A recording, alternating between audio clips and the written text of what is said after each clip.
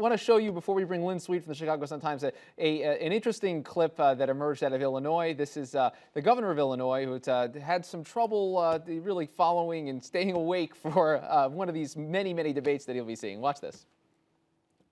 She would have had access to a primary care physician and treatment.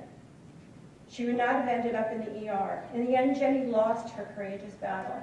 I've spoken at events, spoken to congressmen and senators. I've been on TV, done videos, been in newspapers, given interviews.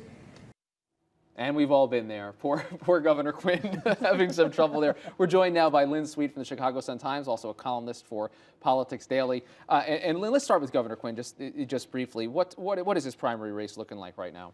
Well, the other man that was sitting next to him, staying awake, was Illinois Comptroller Dan Hines. And I think Quinn is the unelected incumbent. He's got the job after Rod Blagojevich was impeached and stepped down. He seems in pretty good shape, but Dan Hines is a statewide figure.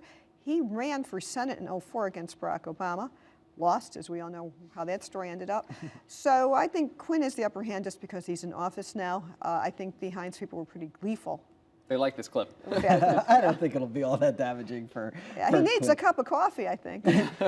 Chicago politics very much in the news today. We just got word from the Ethics Committee up in the Senate, Lynn, on Roland Burris, also part of the fallout from the Blagojevich scandal. All stories are one. There you go. Right, Exactly. because if you didn't have that scandal, Quinn wouldn't be governor, we wouldn't have that clip. And if Obama hadn't won. The Ethics Committee said there's no legal wrongdoing that they found, but they still. Oh, pretty stinging admonishment. Big rebuke. And it's interesting because the Burris office sent out a press release saying Burris cleared of charges. And this is why you have to look at the whole picture.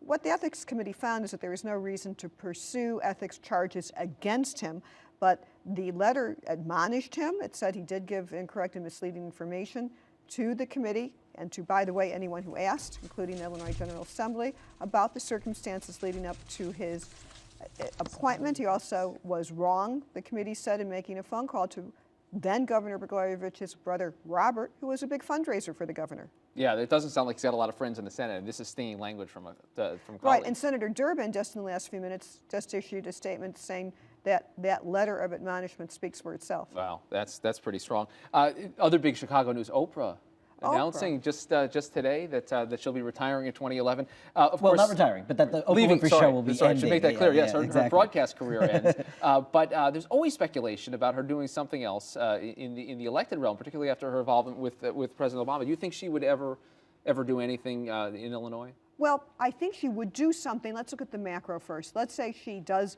just stop her show and works on her cable network.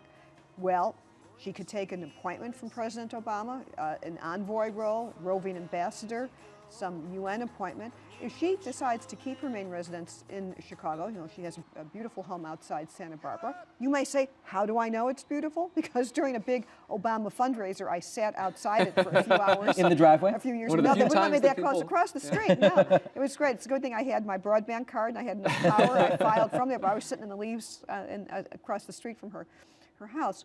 It is a beautiful place from the outside. But she could easily run for office in Illinois. I don't think it's that far-fetched in the future. This is her main residence. She is a beloved figure. She clearly is a manager. She runs Harpo Productions. She's one of the richest women in the world. Though she has never expressed any interest in elective office. Well, elected office don't rule things out. It's you know, careers have long arcs to them, and you never know where someone ends up. I wouldn't be surprised if years from now we're talking about Oprah running for something or getting an important appointment. When Mrs. Obama comes back after 1 or 2 terms, I could see her running if she wanted to for something. There's just tons of possibilities for these mega figures in public life. This morning on Good Morning America, Tina Brown of the Daily Beast was talking about Michelle Obama too, and said maybe Michelle Obama could pick up the talk show mantle after Oprah leaves when she returns to Chicago. Well, I think Mrs. Obama has many opportunities open to her, whether or not Oprah continues as a talk show queen or not. And certainly Mrs. Obama having a talk show or running for office, running a university, a big nonprofit, I think that she's young now. She'll be young in 4 or 8 years. So there's an incredible future. You know, you could have, just think on the Oprah and Obama channel, if that's what you have, with Mrs. Obama and Oprah Winfrey. This is a enterprise that Oprah's starting that has nowhere to go but up, and her trajectory is just what she wants. But she's a beloved figure in Illinois. If she ever wanted to run for something, she would then have to get into local politics, which isn't pleasant all the time, and she would not be able to have the message control that she has now over image if you get into politics, but that remains to be seen. So it sounds like a congressional delegation around by 2020, Senator Oprah and Senator Michelle. It could be. Yeah, I like how that sounds. Briefly. Right, we'll still be covering it. Exactly. Briefly, Lynn, what's your take on this vote this weekend on health care? Are they going to get the votes, and does that mean that they're going to get 60 down the road? Prediction 1, they will get the votes tomorrow night, but that only means that they could advance to another vote. Do I have a prediction on how the vote will turn out? No. We got to put you on the spot. Come on. Are they going to get we've asked people for timeline predictions. Are they going to get something by the end of the year?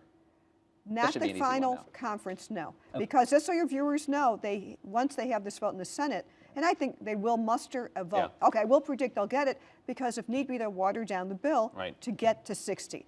Now, does that mean that's the final thing? No, everyone, just so you know, there's one more bite at the apple for the House and Senate conference. That's the real showdown. We have 5 seconds left. Just tell me this. Will healthcare be a liability or an asset for Democrats to run on in 2010?